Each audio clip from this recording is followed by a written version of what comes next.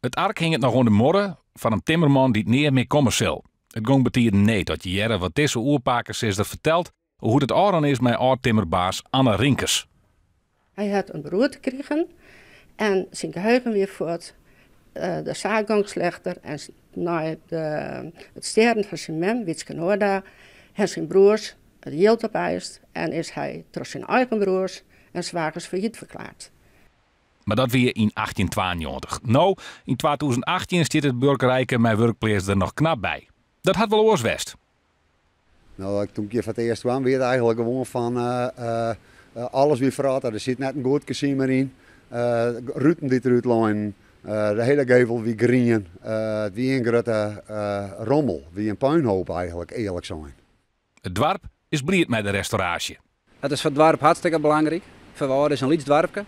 We wonen in een mooie toeristische hoeken. Dus we moeten zien dat we hier wat leefbaarheid in het dorp krijgen.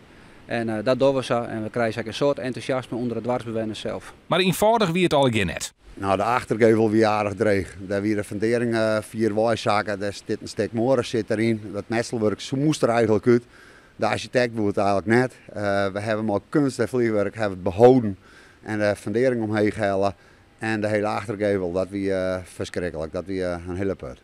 En het is wel duidelijk waarom Van der Vecht om deze klus begonnen is. Ik stap erin en ik waam me 100 jaar te bek. En dan denk ik van, god, wat die mensen nou met de hand maatje maken en hoe wij het dan doen, maakt het wel indruk op mij.